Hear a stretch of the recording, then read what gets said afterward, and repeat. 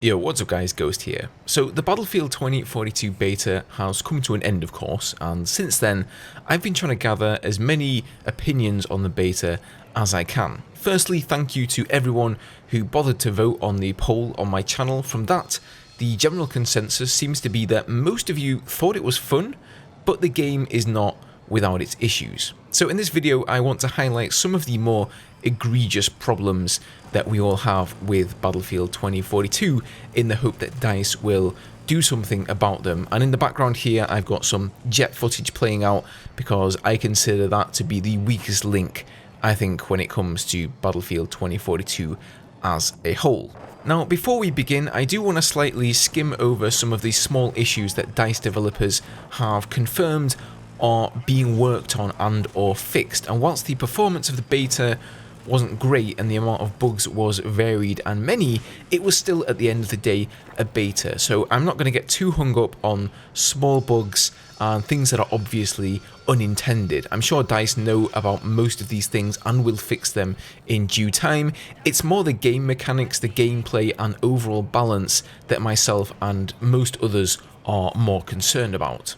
So some of the smaller things that are already on DICE's radar are things like reviving. I know that DICE are already working on that so we don't all end up equipping drop weapons instead of reviving our teammates. I know that a lot of you guys will have had that issue in the beta. Florian, aka Drunks, one of the core gameplay designers, also confirmed on Twitter that they received a ton of feedback related to mouse aiming. They had a lot of issues that made aiming very inconsistent, and a bunch of the values for the various option menu sliders weren't working properly either, and that has now been fixed for the main game. And for you controller users out there, Florian also confirmed there were a bunch of things wrong with controllers which are now being looked into. They're also fixing the issue with respawns on flags. So in the beta, if your team held a majority of the capture point, the enemy team would just begin spawning in front of you, leading to a lot of spawn killing. Not very pleasant, but something that is on DICE's radar and will be fixed for release. It also sounds like they're looking into increasing the auto heal timer a little more. I don't know about you guys, but as much as I appreciate auto heal being back in the game, I felt like I didn't really have any need for a medic crate because the auto heal was just so good. And even Maria Falk felt a little bit underpowered, especially given the fact that in order to heal effectively, she also had to be very accurate with her shots. Not easily done when you have teammates sprinting and sliding around with the new movement system that 2042 brings with it.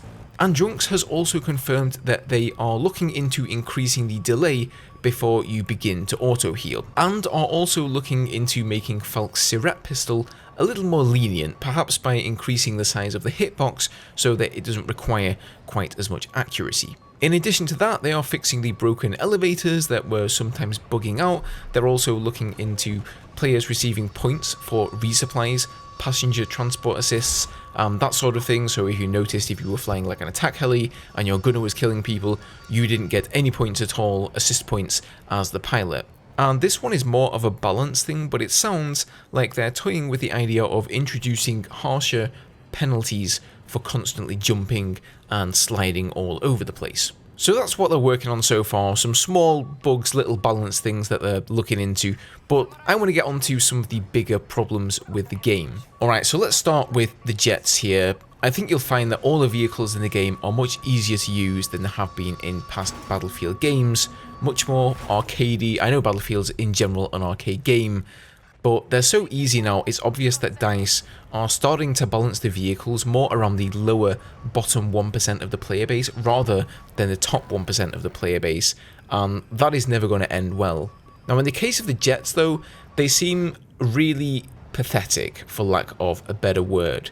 Let's start with the 25mm guns. They were super weak, completely misaligned as they were with the miniguns in the Nightbird, and they had kind of a ridiculous spread. It just made strafing infantry really difficult. However, the thing that made killing infantry and just enemy vehicles in general with the guns was the fact that the yaw was just really bad. And other people have commented on this. Silk did a really good video with his issues on the jets, and I pretty much agree with everything he said there. The yaw just feels really odd. even in the helicopters as well. I felt like in BF4, in the helis, you could use A and D and kind of yaw onto a target and then use your mouse just to fine-tune things, and once you were locked in on that target, you could sort of follow its trajectory, you could get a really nice kill shot on it. In 2042, I just couldn't make it happen at all. I managed to get a few shots on enemy helicopters, even if it was a flying box in the sky like the Condor, and then I would just lose the target and it was just impossible to reacquire it. And I think a lot of that comes down to the overall mechanics of the jets. They just feel very, very floaty, really unrealistic, slow, sluggish. I just honestly don't know how DICE came to this conclusion that this was the best flight model for the jets. You know, I'm not saying that I'm some hotshot jet pilot who knows everything about the flight mechanics in Battlefield games, but would it have been that hard for them to just contact some people out of the community or get some people within DICE internally who are actually decent at flying and say, hey guys, you know, is this the flight model we're going to go with? Is this entertaining? Is this enjoyable? Is this fun? Because at the moment, they just kind of feel like they're there to be an air show in the sky, let off some fancy looking flares, which to DICE's testament do look very nice, and the jets themselves do look very nice, but that's really all they've got going for them at the moment. Now, heat seekers are the secondary weapon on the jets, and yes, I'm aware, of course, in the main game there are going to be more weapons, we are going to unlock them, and the meta of the jets overall can be fixed, but at the moment, the heat seeker meta was just really strong in the 2042 beta with all vehicles, not just the jets, and of course with the rubber banding issues going on, heat seekers, generally speaking, were your best bet rather than those misaligned 25mm cannons. So straight away you have a situation where the easy to use weapon, the weapon that locks on and requires no aiming whatsoever, is the go-to. It's the more powerful weapon, it's the better weapon. You really don't want a situation like that. The better weapon should be the hardest weapon to use. This issue was also prevalent in the Nightbird. The rocket pods were ridiculously easy to use against infantry. You guys have seen my footage of that.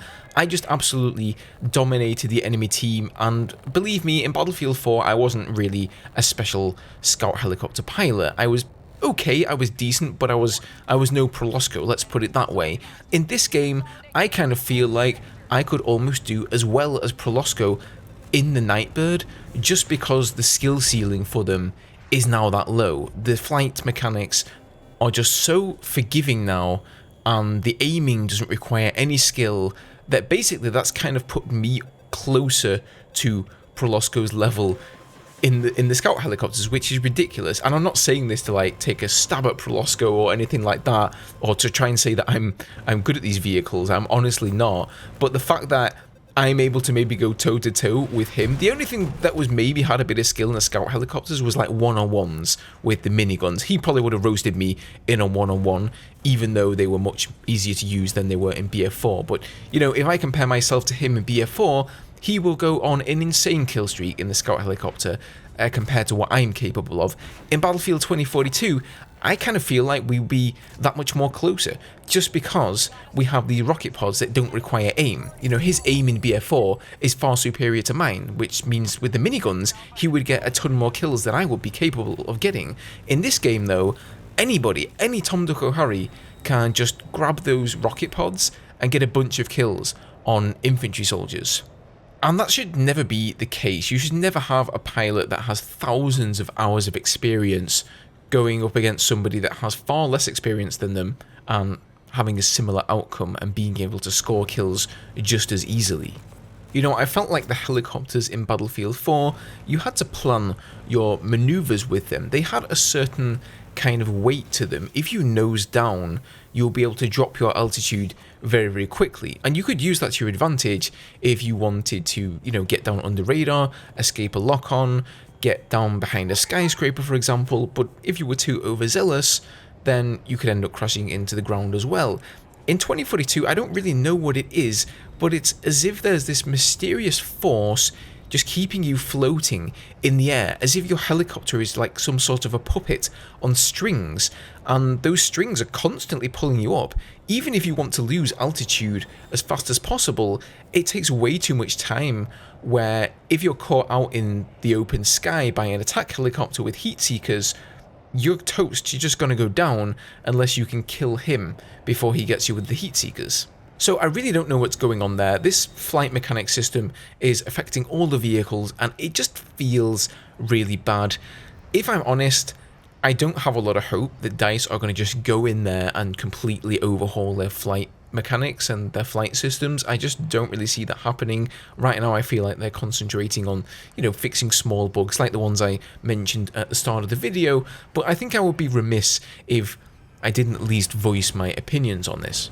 Now, to get into the nitty-gritty and some smaller details on the jets that I think need fixing and I think are issues that DICE may actually bother to fix, first of all, the free look is way too slow. So if you hold the right mouse button and you free look around your cockpit to, get a look at the battlefield and see where the targets are, that is ridiculously low on the sensitivity curve, so that definitely needs to be changed. In addition to that, while we're talking about sensitivities, the jets and the helicopters are sharing the same sensitivity slider in the options at the moment. I would really appreciate if we could get a separate one for helis and a separate one for jets. Another small annoyance is that you can't actually pitch up or down whilst looking in the rear view camera. So for those who don't know, the rear view camera, at least in previous games like BF5 and BF4, has been integral to dogfighting. You really need the rear view camera to see what your opponent is doing, see how close to your tail he is, and basically decide whether you should be pulling evasive maneuvers or whether he's out of sight, he can't see you, and then maybe you have the opportunity to switch away out of his line of sight and get on his tail. But what happens in 2042 when you go in the rear view camera is that you can't pitch up anymore or pitch down or really steer your jet in any way, shape or form. That basically means that looking in the rear view camera is always going to be a bad idea. So not sure if that's intended or a bug, but nevertheless I hope DICE switch that. The air radar also seems to be very low on the range. I don't know why, but it seems to be a similar size on the minimap as to what you can see if you're just a regular infantry soldier on the floor, whereas in previous games the air radar was a much higher range than it is currently in 2042. Also, the zoom in functionality appeared to be broken. Whenever I zoomed in, it would zoom out for me for some reason, and I think that spawn killing needs to be looked into in this game. There didn't seem to be any sort of stationary or automatic AA cannons in the enemy spawn, so basically you would spawn in a helicopter or a jet and instantly have the jet from the enemy team zoom over and lock you on with heat seekers or the enemy attack helicopter or what have you. I'm hoping that that's just going to be in with the beta and maybe that hadn't made it into that particular build of the game, but I really can't see that working for the main game if there was absolutely no defense in the spawns at all. Another issue with the lock-ons is that most of the time you had no idea where you were being locked on from. The indicator that's normally going around the crosshair in the middle of the screen, most of the time it's in broken. You would occasionally get an indication of where the lock-on was coming from. That kind of thing is really important for figuring out, is it an enemy helicopter that's locking me? Is it a jet? Is it coming from infantry on the ground? You need that kind of information. I'm hoping it's just a bug, but yeah, that needs to be looked into as well. I was also kind of confused with a lot of the tones. I noticed that when your vehicle gets low on health, dangerously low on health, into the red, you get this beep beep beep noise that sounds just like the lock-on noise when somebody has launched a missile at you in Battlefield 4. So that confused the hell out of me at first. I thought there was a missile flying and on its way to me. I was panicking because I didn't have flares. And then I realized that that was just the warning siren telling me that I had low health. So kind of a very minor gripe here, but yeah, I'm not sure that was a great design decision there. Now, on terms of overall balance, right off the bat here, I can tell that the Su-57, the Russian jet, is clearly more maneuverable than the F-35. Now, this was a problem, a slight problem, in Battlefield 4. The F-35 felt a little bit more nimble and more maneuverable than the Su-50 and the J-20, and of course its slower profile meant that it was basically the king when it came to the stealth jets and to dogfighting. In this game though, the Su-57 is like way more maneuverable than the F-35. It is very, very obvious, and the only reason I can think that they've made that the case is that the F-35 has hover mode. So I think they've tried to balance it in that way. The F-35 gets hover mode, the Su-57 doesn't, and so instead it just gets some increased maneuverability. Now, I can understand that, but in terms of dogfighting, if you want to have any kind of dogfighting meta in this game at all, that is going to be a huge issue. You know, the Su-57 is going to win the dogfight 100% of the time if it's way more maneuverable against the F-35. Honestly, that's pretty much my feelings on the jets, guys. It really feels like every single decision that DICE has made towards the jets basically has dumbing them down in mind, making them some sort of a gimmicky vehicle that you jump in it, you launch a couple of heat seekers across the map at an enemy helicopter, and then you bail out and try and attempt a rendezvous. You use it as a taxi to get to a rooftop, whatever, you know. It doesn't seem like it's planned to be a vehicle that you stay in and support your team in. I really, really hope that I'm completely wrong about that and DICE can turn them around, or, you know, maybe you get Jadon bombs and some more interesting unlockables further down the line. I really hope I'm wrong. I really do, but I would like to hear your guys' thoughts on the subject down below, you know, both from people who are seasoned pilots in the Battlefield franchise and also from people who don't have any particular interest in jets. What did you think of them? Did you enjoy flying them, or did you find them uninteresting?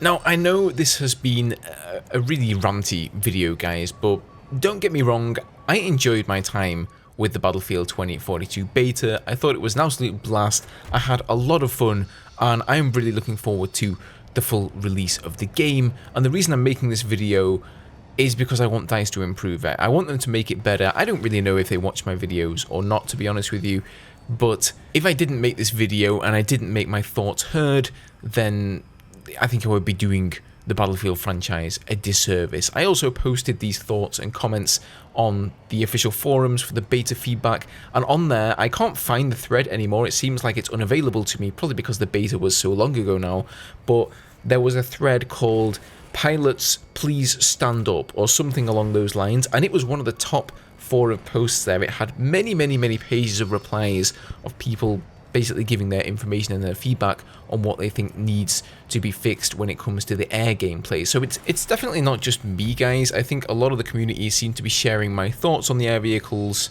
and also enjoy playing the game. So hopefully DICE are going to work on some of this. Now, I know there were plenty of other issues with the game, like the specialists debacle. You know, we've heard about that till we're blue in the face, right? So the reason I've decided here on my channel to concentrate more on the vehicle gameplay is because I know you guys will have heard it all before about the whole specialist thing. We know the community in general don't seem to be massive fans of the specialist system, and it indeed looks like DICE is looking into that, whether or not they are going to change them. You know, the fact that you can't tell your teammates from enemies, the immersion breaking factors, seeing 3 Borises or 3 McKays on the same team, and all the issues with the teamwork, not knowing who's got a medic crate, not knowing who has a supply crate, and all that jazz. So I'm not going to go too in depth on that, but one thing I will say, and the best solution I've heard bounding around in the community, is basically taking the specialists and putting them into their own classes. So you'll keep the specialist system in the game. You know, DICE aren't going to have to throw away all of that hard work,